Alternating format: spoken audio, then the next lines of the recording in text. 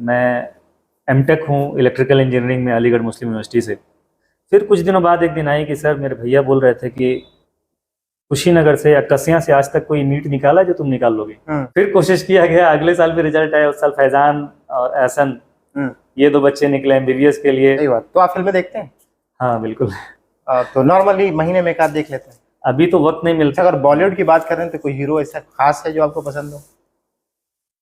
Hero Shahrukh Khan को पसंद करते हैं, वो इसलिए एज ए मतलब एक रीजन है, जंजीरे जुनू कुछ और खनक, हम रक्षे तमन्ना देखेंगे, दुनिया का तमाशा देख चुके अब अपना तमाशा देखेंगे। आदाब दोस्तों, मेरा नाम है वकार वाहिद। एक लंबे अरसे बाद बातचीत के शो को हम लोग एक बार फिर से शुरू कर रहे हैं और इस अंक के लिए हम फिलहाल पहुंच चुके हैं वोल्टा क्लासेस में जो कसिया के अंदर स्थित है। और आज के हमारे खास मेहमान हैं आज की बातचीत के लिए इंजीनियर समीर उमरान अहमद साहब। बहुत स्वागत है, इस्तकबाल है सर आपका इस शो में। बहुत बहुत शुक्रिया आपका। समीर भाई, जैसे हम लोग हमारा एक शो इसको हमने बनाया था लगभग 5-6 महीने पहले और इसका मोटो मैं आपको बता दूं कि नॉर्मली मैं ऐसे लोगों से मिलता हूं कि जिनसे मिलने के बाद कुछ इंस्पिरेशन, जो हमारे व्यूअर्स हैं, जो हमारे दोस्त हमको देखते हैं, उन तक कुछ इंस्पिरेशन पहुंच सके। इसी तहत आज आपसे हमारी मुलाकात हो रही है। तो और किसी गैर जरूरी भूमिका के सीधे सीधे हम लोग पॉइंट पे आते हैं और आपके बारे में जानना शुरू करते हैं। बहुत सारी बातें आपसे होंगी, लेकिन सबसे पहले हम आपसे जानना चाहेंगे कि आपका जो सफर रहा है एजुकेशनल जर्नी आपकी कहाँ से शुरू हुई और कहाँ तक हुई, ये हमारे दोस्तों को संक्षिप्त में बताएं। सबसे पहले थोड़ा सा अपना परिचय देना चाहूँगा। जी बिल्कुल बिल्कुल। मेरा नाम जैसा कि सर ने बताया समीर उमरान अहमद है और कुशीनगर डिस्ट्रिक्ट में कसिया जो मार्केट है यहाँ का, यहाँ पे मैं एक छोटा सा इंस्टीट्यूट चलाता हूँ वोल्टा क्लासेस के नाम से। हम लोग IIT JEE और नीट की तैयारी कराते हैं और इस इंस्टीट्यूट का शुरुआत हमने 2020 में किया था और तब से मेहनत किया बच्चों ने, सभी टीचर्स ने, हमने, और 2021 से ही लगातार रिजल्ट्स वगैरह भी आते रहे। तो अगर आज आप मेरे पास आए हुए हैं तो मेरे ख्याल से उसी की वजह से आए हुए हैं, इस इंस्टीट्यूट की वजह से आए हुए हैं, इसके रिजल्ट्स की वजह से आए हैं, जो बच्चे निकल रहे हैं उनको देख के आए होंगे। तो सबसे पहले तो मैं शुक्रिया अदा करना चाहूँगा कि आपने इस काबिल हमको समझा कि आप यहाँ पर आए, कि जैसा कि आप इंट्रोड्यूस कर रहे थे कि लोग इंस्पिरेशन हासिल करें जी, तो अच्छा लगा कि आपने समझा हमको इस काबिल। अब एजुकेशनल जर्नी के बारे में आप पूछ रहे थे। मैं एमटेक हूँ इलेक्ट्रिकल इंजीनियरिंग में अलीगढ़ मुस्लिम यूनिवर्सिटी से। बेसिक एजुकेशन हमारी भी गांव से ही हुई, छोटे से स्कूल से या गवर्नमेंट स्कूल से। तो गवर्नमेंट स्कूल से ही क्लास 10th में पास किया 2004 में। अच्छा। और उस समय गवर्नमेंट स्कूल्स की बड़ी मतलब वही ऑप्शंस ही थे ऑलमोस्ट, अगर देखा जाए तो गवर्नमेंट स्कूल ही ऑप्शन थे, बड़े भीड़ भाड़ हुआ करते थे। मेहनत किया शुरुआत से, उधर ब्राइट स्टूडेंट था मैं उस समय, तो अपने इंटर कॉलेज का टॉपर था क्लास 10th में। अच्छा। फिर उसके बाद जब 10th पास कर लिए और स्कूल में टॉप कर लिए, तब हमारे वालिद साहब को ख्याल आया कि बच्चे का पढ़ने में अच्छा है, कहीं अच्छी जगह पे एडमिशन कराना चाहिए। तो उन्होंने बोला कि यार तुम्हारा एडमिशन मैं करा देता हूँ अलीगढ़ यूनिवर्सिटी में। अब ये बात हो रही है जून के अराउंड, जून की बात हो रही होगी जब रिजल्ट आया था तो। और अलीगढ़ यूनिवर्सिटी का फॉर्म आता है आपका अराउंड जनवरी फरवरी में, उस समय फॉर्म आता था। मार्च अप्रैल में एग्जाम होते थे, 11th इंटरेस्ट जो हुआ करते थे, और ये बातें हो रही हैं जून में। तो ये अवेयरनेस थी उस समय गार्जियंस की या फिर पूरी सोसाइटी की, कह लीजिए जिस सोसाइटी में हम रहते थे वहाँ पर एजुकेशन को लेके इतनी अवेयरनेस थी कि लोगों को मालूम ही नहीं होता था कि बच्चे को कराना क्या है, बिल्कुल कौन सा फॉर्म कब आता है। आज तो हर गार्जियन जो है, बच्चा जो है पता करके रखा हुआ है कौन सा फॉर्म कब आने वाला है, कैसे एग्जामिनेशन की तैयारी करनी है, हमको इस एग्जाम के लिए क्या पढ़ना है, इस एग्जाम के लिए क्या पढ़ना है। लेकिन उस वक्त की बात थी जी। तो खैर बाद में उन्होंने पता किया होगा तो पता चला कि अब तो नहीं हो सकता है। तो वहाँ से फिर गोरखपुर गए, गोरखपुर से महात्मा गांधी इंटर कॉलेज से 12th किया। फिर उसके बाद से जर्नी आगे बढ़ी, वही इंजीनियरिंग में गए, इंजीनियरिंग में इंटरेस्ट था तो ये रहा। फिर जब इंजीनियरिंग कंप्लीट हुआ, बीटेक कंप्लीट होने के बाद से फिर जॉब की बात आती है। तो जब बीटेक फाइनल ईयर में था उस समय गेट एग्जामिनेशन की तैयारी सोच रहे थे करना है, तो उसी समय मैं प्रिपेयर किया। दिल्ली से गेट के लिए प्रिपरेशन किए। कॉलेज से दिल्ली सैटरडे संडे में जाते थे, अच्छा। जाके वहाँ पे गेट का तैयारी किया करते थे। और 2012 में बीटेक मेरा फाइनल हुआ और उसी साल मैं गेट में भी अच्छे परसेंटाइल से क्वालिफाई कर लिया। 12 ये बीटेक फाइनल ईयर है, पेरिंग के साथ ही ड्रॉप नहीं करना पड़ा मुझे। और फिर जॉब की बारी आई तो जॉब में मैं इंटरव्यू नहीं दे पाता था। इस वजह से नहीं दे पाता था कि मैं आज जो रास्ता मैं चुना हूँ जी। और इस पर मैं हूँ, जहाँ तक मैं बच्चों की मेंटालिटी को समझ पाता हूँ, उस समझने के लिए या उनके मेंटालिटी से होके गुजरने के लिए, कमज़ोर बच्चे की सोच को भी समझने के लिए मैं इसलिए कामयाब हो पाता हूँ क्योंकि मैं बहुत बुरे दौर से भी गुजरा हूँ। कभी बहुत ब्राइट स्टूडेंट भी रहा, लेकिन जब 11th-12th में गया, घर से दूर हो जाने के बाद से मुझे इतना नुकसान उठाना पड़ा कि इंटरेस्ट नहीं आता था, बिल्कुल भी मन नहीं लगता था। खाना बनाना, कपड़े धोने, इसी में दिन निकल जाया करता था, कभी घर से बाहर रहे नहीं। परसेंटेज 12th में बिल्कुल ख़राब हो गया। और 12th में मेरा परसेंटेज, मैं आपको बता दूं कि जहाँ पे मैं 10th में स्कूल का टॉपर था जी, 12th में मैं फर्स्ट डिवीज़न भी नहीं ला पाया। अच्छा। और इसके वजह से बीटेक में जितनी कंपनियां आती थी तो सबसे पहले ओवरऑल 70%, 10th 12th और बीटेक 70% चाहिए, या किसी को नहीं 70 चाहिए तो एटलीस्ट 60% चाहिए, वो भी नहीं हो पाता था।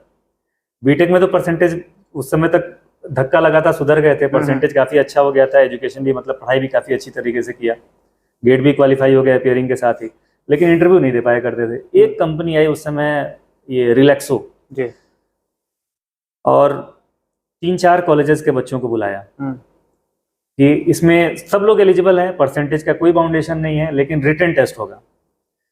वो पहला चांस मिला मुझको कि यहाँ पर लग रहा है कि कुछ हो सकता है। गए, रिटन एग्ज़ाम दिया। रिटन एग्ज़ाम में पूरे 3 कॉलेजेस के इलेक्ट्रिकल इंजीनियरिंग और मैकेनिकल और सिविल, ये तीनों ब्रांच के खूब सारे बच्चे थे। उसमें से 5 बच्चों ने एग्जामिनेशन क्वालिफाई किया रिटन, उसमें मेरा भी एक नाम था। अच्छा। और फिर इंटरव्यू के लिए गए उधर बहादुरगढ़, दिल्ली बॉर्डर पे, दिल्ली हरियाणा बॉर्डर के ऊपर है। तो वहाँ पर गए हम लोग 5 लोग इंटरव्यू देने के लिए। इसमें 3 बच्चे मेरे कॉलेज के थे और 2 बच्चे कहीं उधर हरियाणा साइड के ही थे।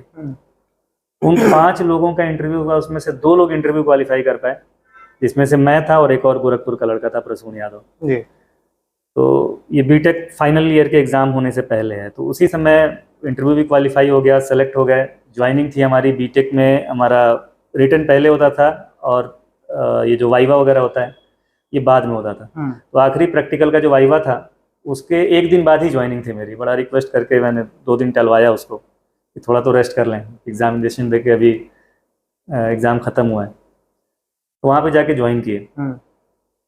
तो कई सारे लोग ऐसा सोचते हैं या पूछते हैं कि आपने टीचिंग क्यों चुना, आप जॉब कर सकते थे, या मन में आता है कि हो सकता है जॉब नहीं लगी हो, कैंपस प्लेसमेंट नहीं होता है, मार्केट डाउन रहता है इंजीनियरिंग वालों का। बिल्कुल बिल्कुल। तो मेरा जो है वो कैंपस प्लेसमेंट ही हुआ था और उस समय भी अच्छे पैकेज पे मैं ज्वाइन किया था वहाँ पे रिलैक्सो में, बीटेक के बाद। हाँ, बीटेक के बाद ही। उसके बाद जब मैं जॉब करना शुरू किया और समझिए कि 1 वीक तक गया मैं उधर जॉब करने के लिए, कुछ काम नहीं मिलता था। तो वो काम इंडस्ट्री में होता भी ऐसे ही है कि आपको करना कुछ नहीं होता है ज़्यादातर, जो आप मैन्युफैक्चरिंग सेक्टर में अगर हैं तो जो इंजीनियर्स वगैरह हैं वो उन लोग का ऐसे ही चलता है। मुझे नहीं मालूम था कि ऐसा भी कुछ होता है। तो 1 वीक गया, कुछ भी काम नहीं मिला। फिर मैं गया मैनेजर के पास, जो हमारे इलेक्ट्रिकल मेंटेनेंस डिपार्टमेंट में थे हम लोग, मैनेजर जो थे, उनका सर काम क्या करना है। तो सोचने लगे, बोले अच्छा एक काम करो, तुम जाओ और ये प्लांट का जो इलेक्ट्रिक सप्लाई है इसका पूरा आप स्केच बना के लेके आइए। ठीक है सर। मैं गया, 2 दिन के अंदर सारा स्केच बना के ले आके दे दिया। उन्होंने कुछ भी रिप्लाई नहीं दिया, रख लिया। फिर मैं चला गया। फिर 2-3 दिन तक कुछ काम दोबारा नहीं मिला। फिर मैं गया तो बोले कि ऐसा है कि जाओ, अगर पूरे प्लांट के अंदर सर्वे कर लिया करो, सुबह सुबह आया करो, तो अगर किसी मोटर से आवाज़ आए तो बताना। तो आवाज़ तो सभी मोटर से आता है, लेकिन समझ में आ गया कि मतलब एबनॉर्मल आवाज़ आए तो आए। तो जाके सर्वे कर लिया करते थे, 1 घंटे में काम वो ख़त्म हो जाता था। फिर बैठे रहते थे। तो इस दौरान बड़ा अजीब सा सिचुएशन गुजरा मेरे ऊपर, और मैं सोचता था कि यार इतना मेहनत से मैंने पढ़ाई किया और कॉलेज के दौरान भी बच्चों को मैं बच्चे मुझसे पूछने आया करते थे। जो डिफिकल्ट सब्जेक्ट्स रहते थे, प्रोफेसर से लोग पूछने में डरते हैं या प्रोफेसर समय नहीं दे पाते हैं। एग्जामिनेशन के टाइम पे लाइब्रेरी में मेरे पास लाइन लगी रहती थी कि यार समीर पढ़ा दो ये। तो और वहाँ पे कुछ भी नहीं, ऐसा लगता था जैसे कि जो भी पढ़ा लिखा है सब बर्बाद हो गया है, टैलेंट वेस्ट हो रहा है।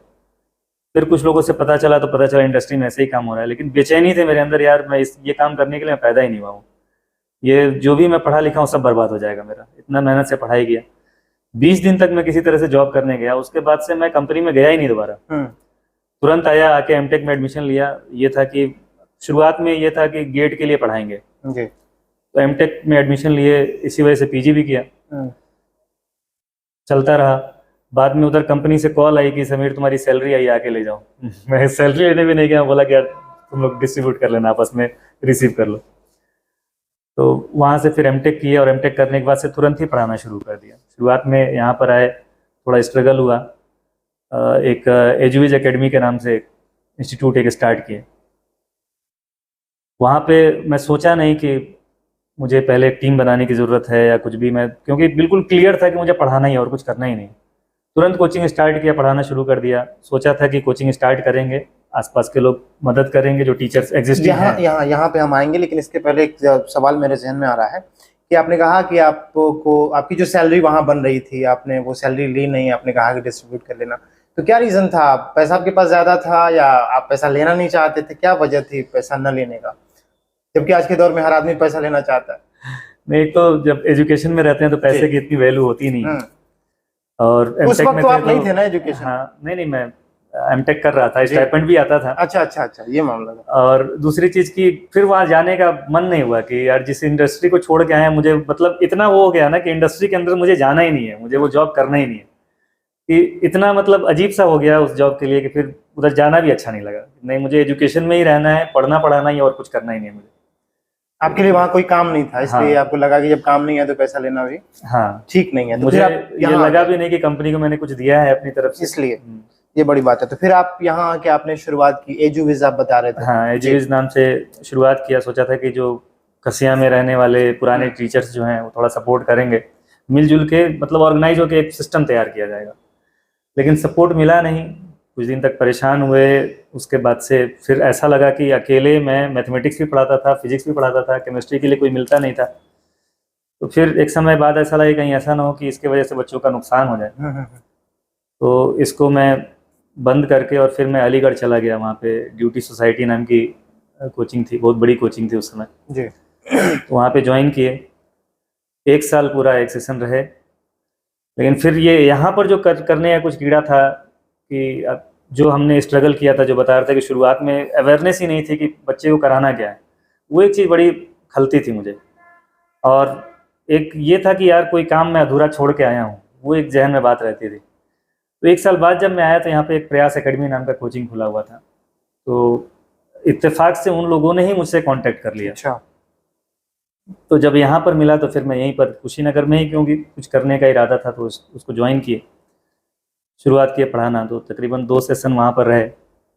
फिर उसको अनफॉर्चुनेटली जो उसके ओनर थे उन्होंने ये ब्रांच बंद करने का डिसीजन लिया, तो मुझे अलीगढ़ जाना पड़ा।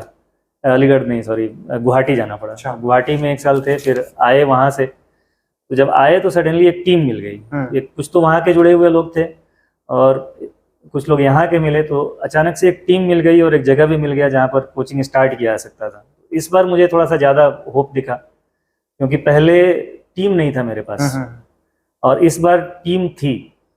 तो फिर हमने स्टार्ट कर दिया यहाँ पे, सोचे कि अब कभी ना कभी तो करना है। मेरा मतलब ये जहन में आया कि आज करूँ चाहे 10 साल बाद करूँ, करना तो मुझको कुशीनगर में है ही, तो क्यों ना आज ही किया जाए, चलो एक रिस्क लिया जाए। तो फिर दोबारा कुशीनगर में मैं अपना इंस्टीट्यूट स्टार्ट किया, वोल्टा क्लासेस। और उसके बाद जब इंस्टीट्यूट रन करना शुरू हुआ, कई बार कोशिश कर चुके थे, अंदर एक जुनून था, आग थी कि नहीं यहाँ से कुछ करके दिखाना है। तो पहले ही सेशन से लगातार रिजल्ट आने लगा। और उस सेशन में एक बड़ी इंटरेस्टिंग, कब की बात बता रहा हूँ, 2020 में स्टार्ट किया था। 2021 में पहली बार बच्चे हमारा एग्जाम। एक बड़ी इंटरेस्टिंग बात हुई कि एक स्टूडेंट थी हमारी, गुड़िया सिंह। अच्छा। उसको मैं पहले पढ़ाया हुआ था, जब मैं प्रयास एकेडमी में पढ़ाता था तो उस समय वो 11th-12th में रही होगी, तो 1 साल में उसको पढ़ाया था। बच्ची आई 12th पास करने के बाद, जैसे उसको पता चला सर यहाँ पे वापस आए हुए हैं गुवाहाटी से, तो आई वो मेरे पास और प्रिपरेशन करना शुरू कर दिया। फिर कुछ दिनों बाद एक दिन आई कि सर मेरे भैया बोल रहे थे कि ऐसे कुशीनगर से या कसिया से आज तक कोई नीट निकाला जो तुम निकाल लोगे। कसिया से में कौन सी नीट की तैयारी होती है, यहाँ से कौन आज तक नीट निकाल लिया कि तुम निकाल लोगे यहाँ पढ़ के। मैं बोला कि तुम्हारे भाई बिल्कुल सही कह रहे हैं, बिल्कुल भी गलत नहीं कह रहे हैं, लेकिन अगले साल से कोई नहीं बोलेगा, ये चीज़ ध्यान रखना। इस साल वो बोले हैं, मैं बोला बिल्कुल कॉन्फिडेंस के साथ बोला कि इस साल बोले हैं, अगले साल से कोई नहीं बोलेगा। और ऊपर वाले का करम हुआ ऐसा कि वाकई में उसी साल पहले ही सेशन में 2020-21 में बच्चे निकले। MBBS में गया मंथन, सबसे पहले मंथन कुमार का एम्स देवघर में हुआ, अपग्रेड करा के एम्स रायबरेली में गया। आपके IIIT भागलपुर में गया आदित्य मिश्रा, और AMU में गया बीटेक में BE में आकिब जमाल, वो 21 का रिजल्ट था। BUMS में जाहिदा गई। फिर 21-22 में उस समय कुछ लोगों ने बोला कि चलो आ गया होगा किसी वजह से। वो थोड़ा सा जब कोई बात करता है ना तो अंदर और जुनून आता है। जी बिल्कुल। अच्छा ऐसे कैसे बोल दिया, किसी तरह से आ रहा होगा, इस साल भी आएगा। फिर कोशिश किया गया, अगले साल भी रिजल्ट आया। उस साल फैजान और एहसन ये 2 बच्चे निकले MBBS के लिए। आपके मैथमेटिक्स में 99 परसेंटाइल लेके आया ये आतिफ खान, और भी बच्चे निकले। तो दूसरे साल भी सिलेक्शन हुआ। फिर 23 वाला सेशन आया, इसमें भी बच्चे सेलेक्ट हुए। अभी ये 24 वाला है, इसमें भी ऑलमोस्ट JEE एडवांस को छोड़ दिया जाए तो बाकी एग्जामिनेशंस हो ही गए। 24 में जहाँ पर आज हम बैठे हुए हैं, इसमें हमारे इंस्टीट्यूट का बिल्कुल बेस्ट रिजल्ट रहा अभी तक का। और इस साल JEE मेन में 99.35 परसेंटाइल लेके आया बच्चा हमारा जनवरी वाले सेशन में। जब वो बोर्ड का एग्जाम भी नहीं दिया था अभी, उस समय जनवरी वाले सेशन में इतना ये अचीवमेंट रहा उस बच्चे का। बहुत अच्छा हुआ, मोटिवेट हुए। फिर नीट का एग्ज़ाम हुआ। नीट में जहाँ पर 600 से ऊपर का मार्क माना जाता है कि ये सेफ मार्क्स माने जाते हैं, अभी तक के 3 सेशन में जहाँ पे 2-2 बच्चे हमारे 600 प्लस आते थे, इस साल मार्क्स बच्चे आए हैं, काउंट किया गया है तो 6 बच्चों का 600 से ऊपर आ रहा है। 619 से 663 तक 6 बच्चे आ रहे हैं हमारे। अच्छा। और बाकी 500 से 600 तक, या हाईएस्ट ऑफ 600 से नीचे जो आ रहा है 596 आ रहा है। इस बीच में भी तकरीबन मेरे ख्याल से 10 से ऊपर बच्चे हैं जो इस मार्क को क्रॉस कर रहे हैं। तो अभी तक का जो है वो सबसे बढ़िया परफॉर्मेंस हमारे इंस्टीट्यूट। लेकिन समीर भाई, अभी तो आपके जो लड़के आपके यहाँ स्टूडेंट्स पढ़ाई कर रहे हैं, हर साल रिजल्ट आपका पहले से बेहतर आ रहा है जैसा कि आप बता रहे हैं। लेकिन उस वक्त जब आपने शुरू किया होगा इसको, तो जैसे आपके पास एक बच्ची आई, उसने कहा कि भैया कह रहे हैं या पापा कह रहे हैं कि यहाँ से कौन, जबकि कोटा, दिल्ली, पता नहीं कहाँ कहाँ इनके इंस्टीट्यूट्स हैं, वहाँ से पढ़ाई करने लोग जाते हैं, बड़ी महंगी फीस भी लगती है, हमने सुना है ऐसा। आप सही बताएंगे कि क्या उसमें सच्चाई है। तो एक बहुत बड़ा चैलेंज होता है कोई ऐसा काम जो इस इलाके में कभी नहीं हुआ है। अब एक दुकान खोलना हो जो ट्रेडिशनल है, तो वो भी एक चैलेंज है, उसको करने में भी पैसे जुटाने पड़ते हैं और रैक बनवाना पड़ता है, सारे इंतजाम। लेकिन एक ऐसा काम कि जो किसी ने इस इलाके में कभी किया ही नहीं है और आपने पहली बार आप उसको कर रहे हैं, तो कितना मुश्किल चैलेंज था। और रातों को नींद आती थी, नहीं आती थी, क्या मामला था उस वक्त का? पता नहीं क्यों मेरे साथ ऐसा कुछ भी नहीं था, क्योंकि मैंने इसको एक काम की तरह शुरू नहीं किया था। अगर मैं एक काम या एक बिजनेस के शुरू किया होता तो जरूर ये सब सोचने में आता। मैं कभी सोचा ही नहीं इस बारे में क्या होगा आगे, क्या होगा आगे। मेरा बस एक शौक था, जुनून था कि मुझे ये करना है। मतलब कंसेप्ट बिल्कुल क्लियर था करना क्या है और करना कहाँ है, ये भी क्लियर था। हमको कहीं जाना नहीं है, ये भी क्लियर था कि यहीं पे करना है हमको। तो वो अपने शौक के हिसाब से आगे बढ़ते गए। लेकिन ये डर तो रहा होगा ना कि जैसे वो लड़की कह रही थी कि हमारे भैया कह रहे हैं, हाँ। तो अगले साल पता नहीं होगा कि नहीं होगा, हमने तो कमिट कर लिया है कि नहीं, अब आज के बाद कोई नहीं कहेगा। पता नहीं, डाउट ही नहीं था, बिल्कुल बिल्कुल भी डाउट नहीं था। कॉन्फिडेंस इतना था और मेहनत किया गया तो रिजल्ट भी आया। कॉन्फिडेंस था, डाउट ही नहीं था, कभी पता नहीं क्यों ख्याल आया ही नहीं। लेकिन ये लगता था, पहले साल लगता था यार 600 नंबर आ जाते बच्चों के तो बड़ा अच्छा होता है। मतलब एक लगता था कि आ जाता तो बड़ा अच्छा लगता, मजा आ जाता। वो अचीव हुआ। उसके बाद से हुआ कि यार और बच्चे सेलेक्ट होते, मजा आता। और बच्चे सेलेक्ट हुए, फिर सोचे यार 650 ऊपर जाता। फिर सोचे कि यार 2 ही सिलेक्शन हुआ, ज्यादा सिलेक्शन होते, इस साल 10 सिलेक्शन हो जाते, मजा आ जाता। तो ऑलमोस्ट समझिए कि पहुंच ही गए। 8 बच्चों का तकरीबन MBBS मिलना तय है। तो अगली बार का क्या टारगेट है? अगले बार का टारगेट है, अब ये सोच रहे हैं कि यार 700 नंबर आए थे। हाँ, बिल्कुल। इंसान लालची होता है, हाँ, जो भी मिल जाए उसके आगे का आगे सोचता का है। सोचता है। तो अब सही ये है बात कि यार कुछ बच्चों के 700 से ऊपर आए थे, 715, 720, 710 इस तरह से आए थे, तो कितना अच्छा हो जाता। तो जब तक कोई चीज अचीव नहीं हुआ रहता तब तक वो बड़ा लगता बड़ा है, लगता जब है, अचीव हो बिल्कुल। जाता है तो लगता है कि अरे यही तो था। सही बात।